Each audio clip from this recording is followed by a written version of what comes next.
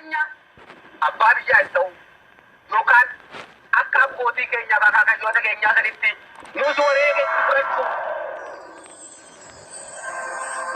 jiraate jennuun argine duutee gurrin nageenye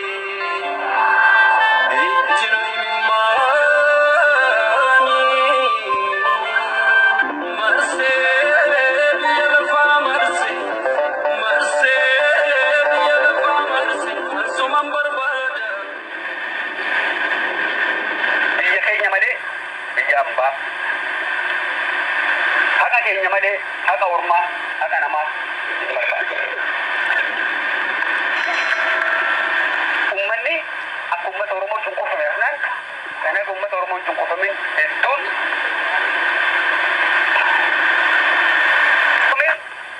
dhibba hedduutti kan lakkaa'amu jechuudha. Har'a waraanni mootummaa Itoophiyaadha sadarkaa ajajoota dhaaba ilmaan oromoo. ilmaan oromoo kan oromiyaa bilisummaa oromiyaadhaa jaalatan hundaati. Bilisummaa oromiyaa gooti jaalatu immoo kan bakka tokkotti walitti qabu.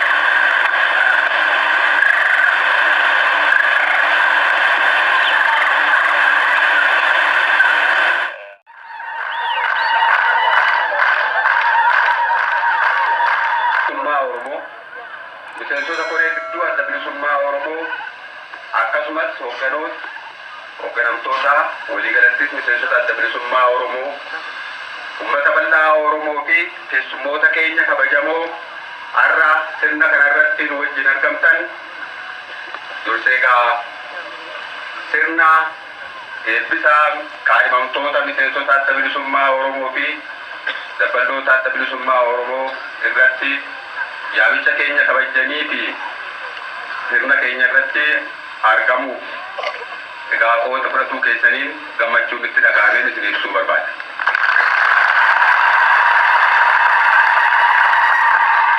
Uummanni Oromoo bara dhibbaa ol dabraniif biyya isaa irratti mirga silaatii akka sabaatti akka uummata tokkootti qabaachuu qabu dhabee eenyummaan isaa tuffatamee abbaa biyyaa ta'uun isaa hanqatee wanneen inni silaatii ittiin beekamu hundinuu awwaalamanii erga ture ammaan kana qabsoo bara dheeraa booda sadarkaa kanarra gahee har'a kallacha adda bilisummaa oromootiin durfamuudhaan humna qabsoo uummata oromoo ijaarameen humna mirga oromoo kabachiisuudhaaf qophaa'een kabajaan biyya isaa irratti qabaachuu qabu deeffachuudhaaf yoo mirgallee qophaa'ee yeroo itti argamu. Namtuun gidduu jiraachuu kan agarsiisu.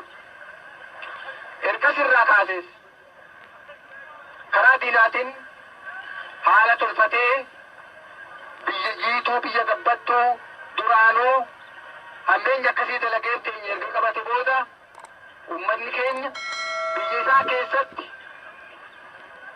tuffatamee namaa gaditti ilaalamee waa hunda qabeenyaa ta'uu dadhabee abbaa biyyaa ta'u lafa dhabee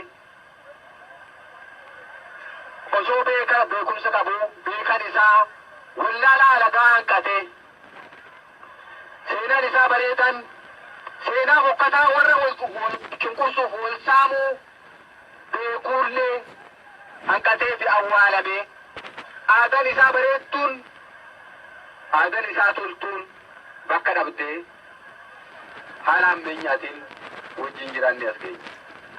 Hanga keessanii bakka gammanneen jedha. Haa ta'u sirni cunqursaa sirni Oromoon jalatti gadi qabamu kan Oromoon biyya ofii irratti murteessaa ta'uun oowwamee abbaan biraa waan barbaade itti labsu itti murteessu ammallee dhibbaa dhibbatti dabree qulqullaa'e jechuu miti jechuudha. Isa kana karaa keenyan hiree ofii murteeffachuu jecha jedhuun gabaabsinee kan keenyu uummanni keenya yoo karaa nagayaatiin biyya isaa irratti abbaa biyyaa ta'ee hiree isaa murteeffachuu kan mirga argatu ta'e waliin tarkaanfachuudhaaf haala poolitikaa uumamee waliin yeroo ammaa tarkaanfataa jira. Itti fufnee waliin deemus qophiidha jechuudha. Kana jechuun garuu yoomillee kan eenyunuu dagatamuu hin qabne mirgii fi kan kabajsiifatu abbaa qofa ta'uu isaati.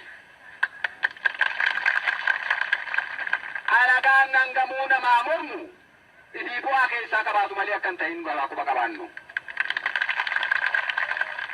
Kanaaf nuti gara keenyaan addi bilisummaa Oromoo dhaamsii gabaaban deddeebifnee amma uummata keenya guyyaa karraa dabarsuufi barbaannu Oromoon gaafa ijaaramee humna tokko ta'ee duulaa tureefi ifirraa diina ittisaa turetti namni isa danda'u akka hin turin nuun jiruu ni yaadannaa jechuudha.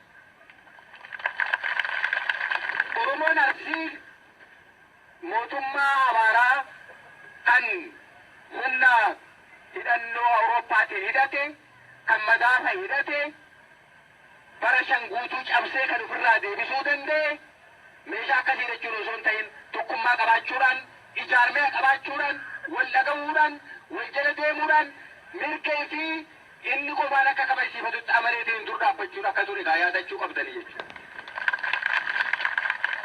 Tabaasu kan naatoonu kana jedhee ofii lafa kaayyatee deemuu baate kan ormi qajeelchee irra kaayuu akka isaan taane beekuu qaba jechuudha. Ammas nuti tolfamaa tattaafatamaa jira. Kan ammoo dituudhaaf karaa uummata keenyaatiin qopheessuun akka jiraatu deddeebifnee yaamicha isinii goona.